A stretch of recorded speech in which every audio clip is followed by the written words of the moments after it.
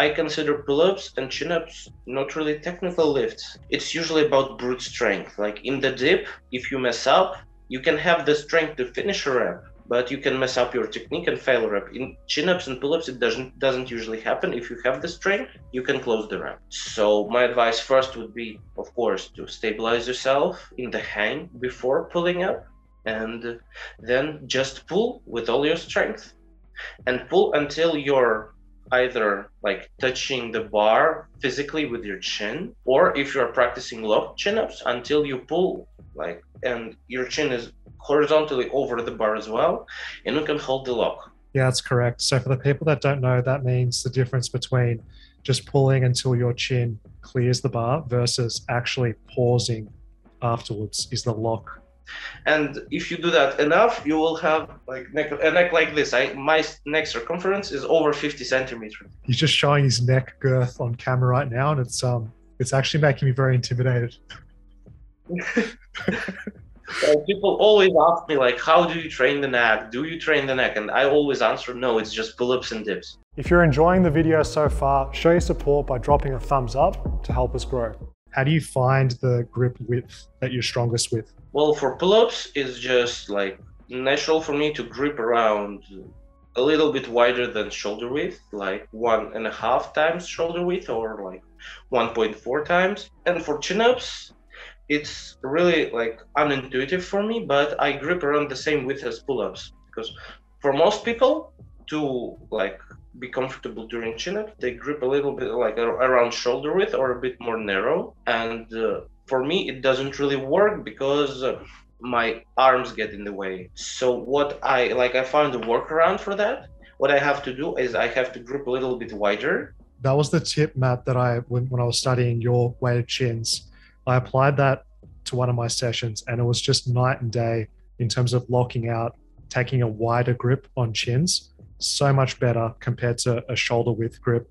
For anyone that's got a respectable sized bicep, I think is going to find your advice very valuable. Yes, but it doesn't work for everyone. And like for untrained people and for females, more narrow grip usually works better because they can lock with their wrists touching the chest. And my girlfriend does the same technique as well. Her grip is a little bit more narrow, and I won't advise her to do a wider grip because that just doesn't work for people with smaller arms. These are the options. A more narrow grip if you have like smaller arms, and if you have big developed forearms and biceps, then wider grip might be better for you. In terms of technique for pulling or chinning, I notice people tend to do two different styles, generally speaking. They either pause at the bottom between each rep, or you see people that are doing more of that ballistic, dynamic style of repetition.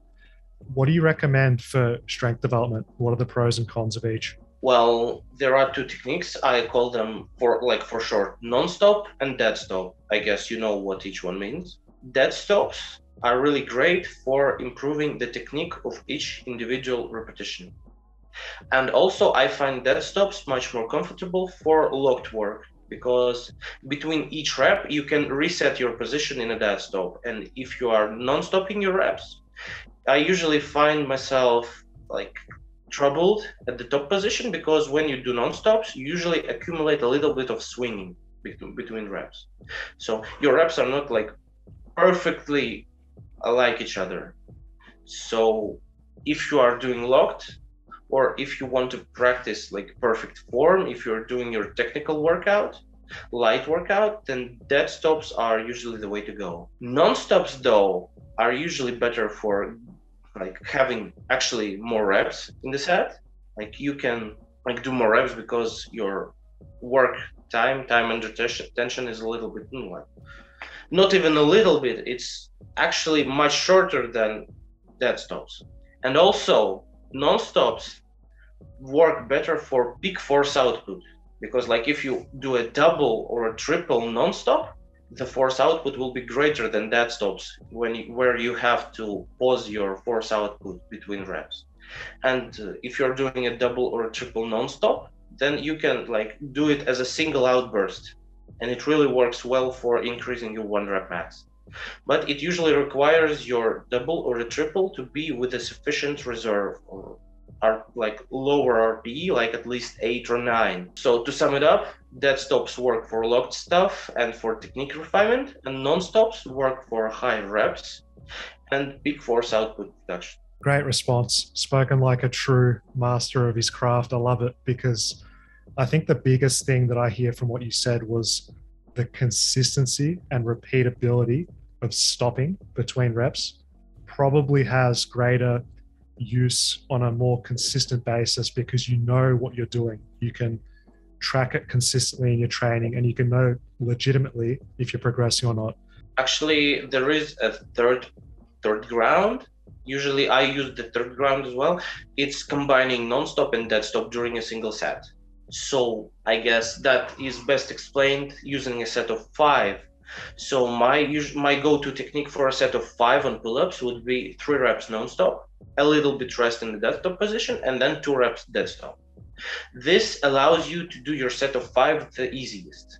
You save a lot of energy on the non-stop, but if you go further than 3 reps, you will start to accumulate swing and lose your strength actually. So usually split your sets like 60-70% non-stop, and then the remaining part dead stop. It usually works best for high RPE sets, like RPE 10 is usually done this way. That's a great advanced training technique that people can use to apply instead of just trying to consistently do non-stop reps. I think anyone that gets to a respectable level will do that just naturally anyway, won't they? Because people do it in their training unconsciously. Like if you see some training footage of different people, you will find that they usually do non-stop until they tire out a little, and then they have to rest a little bit in the dead stop position and finish their set with dead stops. Keep watching Fitness FAQs to level up. Cheers, and I'll see you legends next video.